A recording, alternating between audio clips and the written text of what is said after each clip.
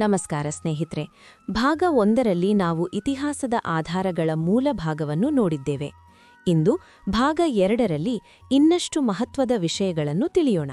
ಇತಿಹಾಸದ ಆಧಾರಗಳನ್ನು 2 ಭಾಗಗಳಾಗಿ ವಿಭಜಿಸಲಾಗುತ್ತದೆ. 1. ಪ್ರಾಥಮಿಕ ಆಧಾರಗಳು. ಘಟನೆ ನಡೆದ ಸಮಯದಲ್ಲೇ ಸೃಷ್ಟಿಯಾದವು. ಉದಾಹರಣೆ ಶಾಸನಗಳು, ನಾಣ್ಯಗಳು. 2. ದ್ವಿತೀಯ ಆಧಾರಗಳು. ನಂತರ ಬರೆಯಲ್ಪಟ್ಟ ಮಾಹಿತಿಗಳು. ಉದಾಹರಣೆ ಇತಿಹಾಸ ಪುಸ್ತಕಗಳು. ಇತಿಹಾಸಕಾರರು ವಿವಿಧ ಆಧಾರಗಳನ್ನು ಸಂಗ್ರಹಿಸಿ ಅವುಗಳನ್ನು ಹೋಲಿಸಿ ಸತ್ಯವನ್ನು ಕಂಡುಹಿಡಿದು ಇತಿಹಾಸವನ್ನು ಬರೆಯುತ್ತಾರೆ. ಎಲ್ಲ ಆಧಾರಗಳು ಸಂಪೂರ್ಣ ಸತ್ಯವಲ್ಲ.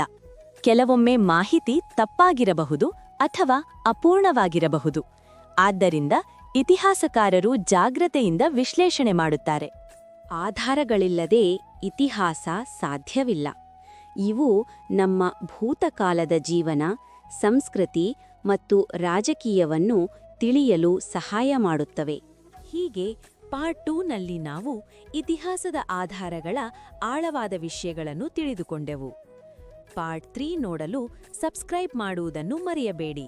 ಧನ್ಯವಾದಗಳು.